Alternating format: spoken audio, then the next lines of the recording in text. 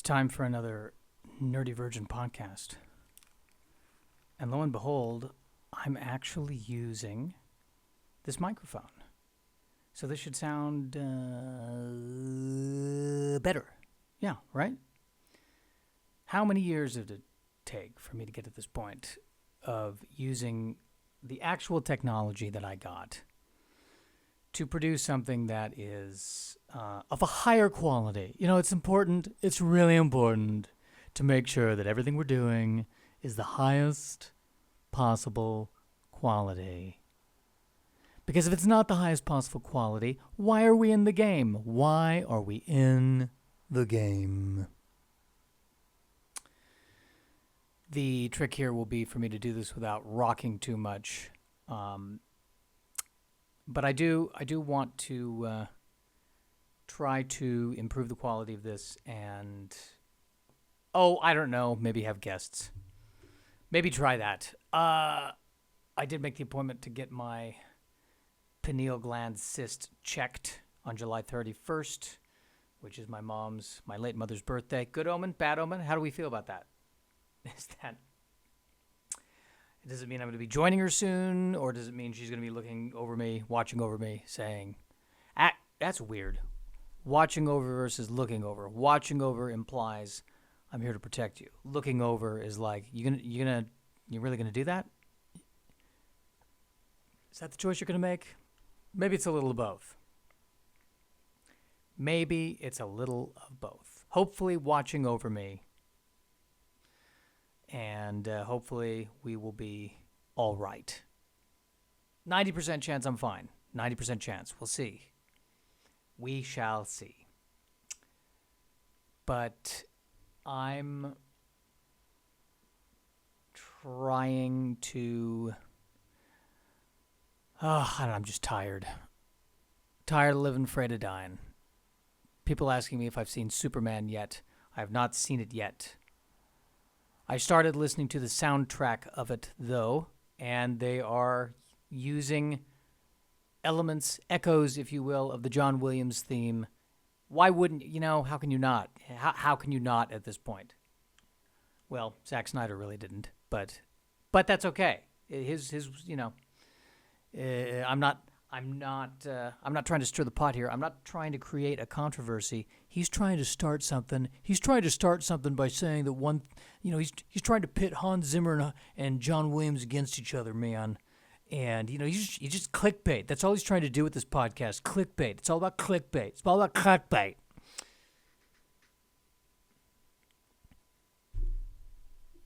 All I'm saying, if I were directing a Superman movie, it would be very, very difficult for me to go, not so much on the John Williams. I'd have a hard time with that. But the thing I noticed is that I don't think they used a full symphony. It was a synth, a lot of synth in this Superman score. And I do miss the large, full orchestra, which I'm assuming they could have done. So I'm wondering if it was a stylistic choice. And perhaps we've entered an era where people don't like full orchestras anymore. People don't like full orchestras. Is that what it is? Too many instruments. No, I want it to sound like something I could do in GarageBand. That's what I want it to sound like. The score for Superman, by the way, the current score it's two guys. I think one, John Murphy, and David Fleming. I'm sitting in front of the computer. I could just look it up. I should probably just look it up, right? Shouldn't I look it up?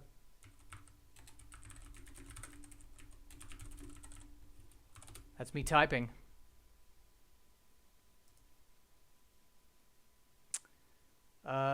David Fleming and John Murphy, incorporating the classical theme by John Williams.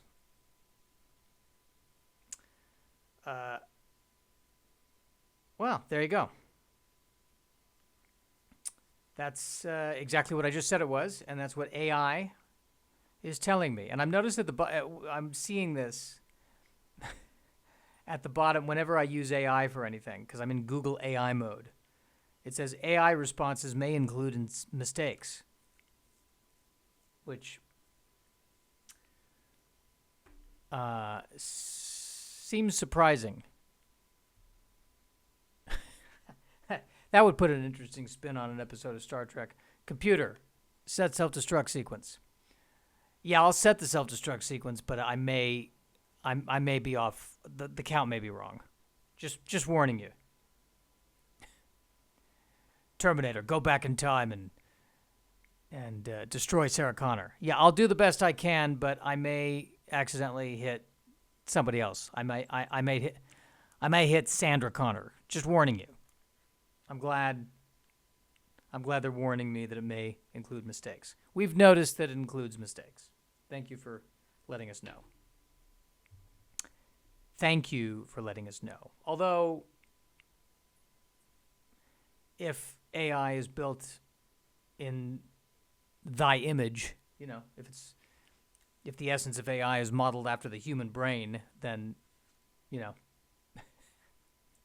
you think AI is going to get to the point where it says, did you really have to model me after the human brain of all the brains? I really wish you hadn't have done that. It's probably going to get to the point where AI will create a next generation version of AI that is even better than that AI. And then the next generation of AI will be going after the AI and the humans. And it's just going to keep going and going and going. But I promise you one thing right now. That happens. Say what you will. I will be continuing to record this podcast. You want to look at the new? Want to look at the nerd news? Want to look at some nerd news? What's some nerd news?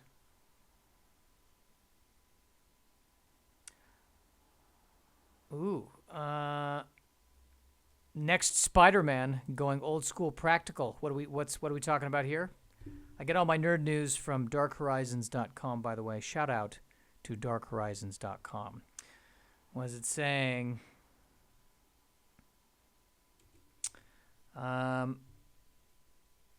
Avoiding the CG overload.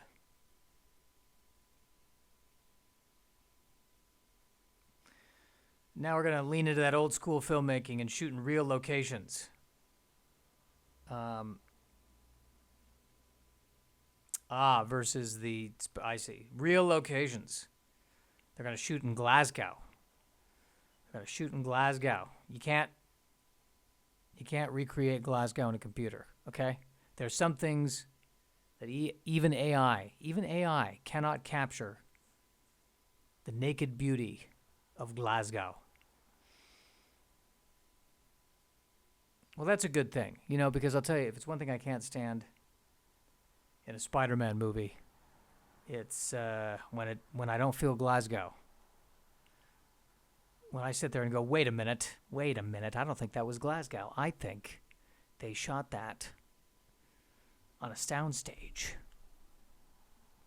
in a town that was not Glasgow. Unacceptable. Hopefully not a bad omen, because I think they shot that Batgirl movie in Glasgow, and that did not end well. They shelved the movie. It's in a vault somewhere. In a vault somewhere. What's interesting about this too is that isn't this the first time that there's been basically a fourth movie in the franchise with Spider-Man? Because Tobey Maguire got 3, Andrew Garfield got 2, but now this is number 4. Interesting. The only other franchise that got that far was Star Trek. Maybe Tobey Maguire will go back in time and save the whales. I don't feel good about what I just said there. I don't feel good about that. I don't like that. That was low. That was cheap. All right, let's move on. New Street Fighter casts its Dhalsim.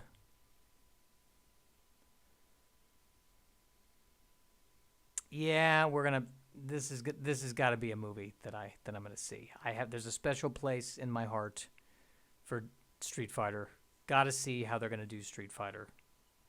Have you ever read? We should do this right now. We should look up the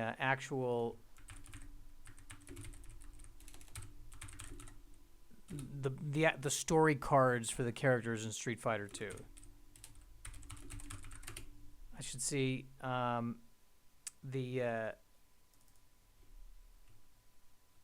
let's see if it where I can find it online. Maybe I can chat GPT it. Can you bring up the transcript of Chun-Li's story in the actual Street Fighter 2 game? Let's see if ChatGPT can bring it up. Short bits of text. Okay. Here it is. This is what I wanted to share with you. This is what I wanted to share with you. This is what I hope they put in the new. So basically, at the end of playing Street Fighter 2, there's a celebratory, image of whatever your character is celebrating, and then they have a quote of the thing they said when they're celebrating. And Chun-Li says, "I am finally avenged. Now I can go back to being a normal girl." Isn't that the way any human being talks? And then, I didn't know this part. Then the game gives the player a choice, yes or no. If you choose yes, she says, "Thank you. Now I can live in peace." And if you say no, she says, "I must continue to search for the truth." That second one feel a little passive aggressive. Like the first one is "Thank you. Now I can live in peace." And the second one, she says, "I must continue to search for the truth." But I feel like the undercurrent is, why are you doing this to me? What's the matter with you? Do you take delight in watching me get beaten the crap out of? Is that what it is? Let me ask what's Guile's ending. Okay, Guile's ending. I remember this. So Guile, he says he's about to kill Bison. And he says, "This is the moment I've been waiting for. Ever since you killed Charlie, I've sworn to finish you with my bare hands." But then Jane and Amy appeared. Jane, I think, is his wife. "Stop. What good will it do to hurt him? Please come back to us, Guile." Guile lowers his fist. "Jane, Amy, I'm sorry. I was wrong. I must leave the fighting behind me. Now I have something more important. My family." Then the screen fades and the text appears. Guile returns to his family, leaving behind the ghosts of war.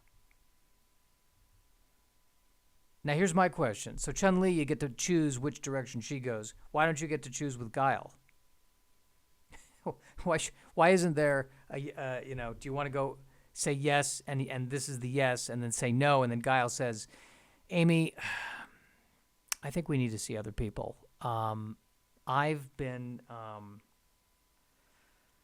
met someone else. Her name is Chun-Li, and she wants to live in peace, and I think I can give her that."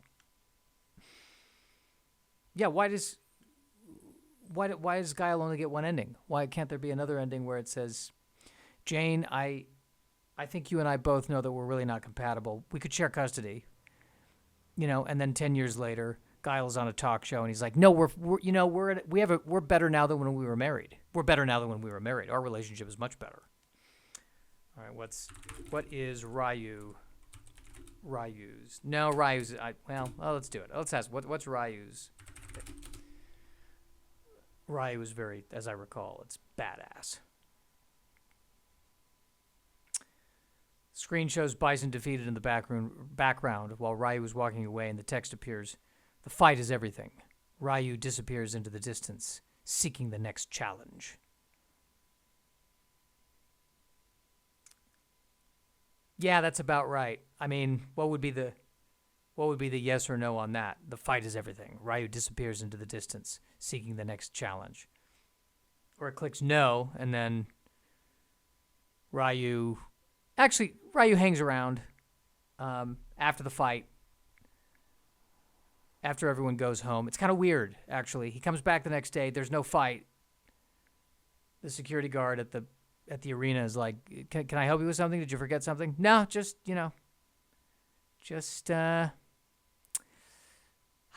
drinking it in. Cool. Well, the place is closed, so you sure there's nothing I can help you with? No, I'm good. A week later, they have a meeting. They're like, yeah, right. He's not leaving the arena. Like we're pretty sure he's sleeping in here somehow. How is he getting in? Well, we lock everything, but he Hadoukens it, and then he breaks in, and then what do you do? Yeah. Yeah, I like that. I like that a lot. So here's the question. I think we're going to wrap it up.